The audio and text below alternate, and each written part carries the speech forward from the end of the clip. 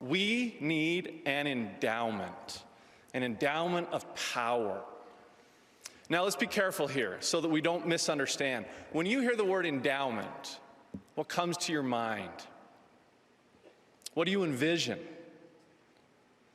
It's likely that as I ask those questions, many of you pictured a priesthood ceremony in the temple. And that's normal because that's how we often use the word. But if I can, I want to shift our thinking to understand endowment a little differently. When Joseph Smith said that we needed an endowment to overcome the spiritual challenges that we face, he wasn't saying we needed a religious ceremony.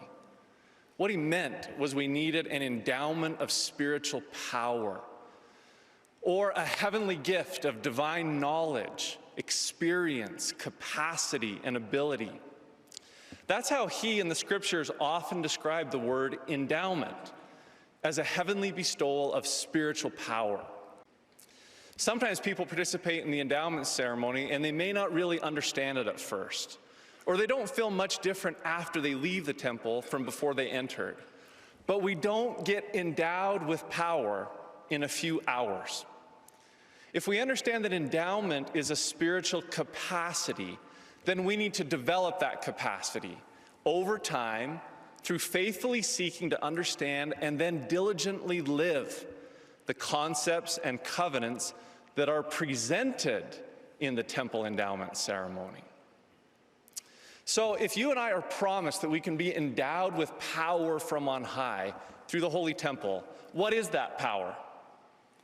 What does it look like in everyday life? What new or greater power or capacity can you have and I have that we otherwise wouldn't?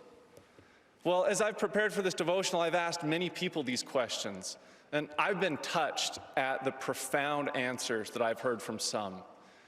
But if I'm being totally honest with you, I've also been a little disheartened at the inability of some to even give a single answer at all.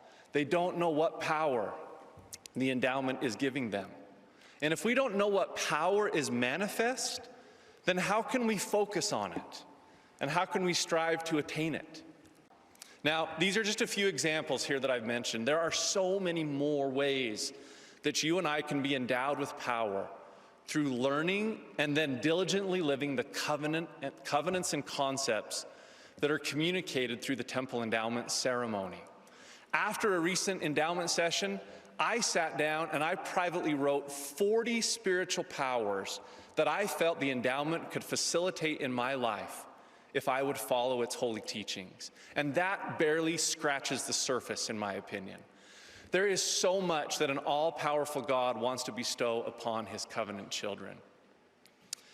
Now, we may be tempted to think that this kind of power only applies to certain people or to other people.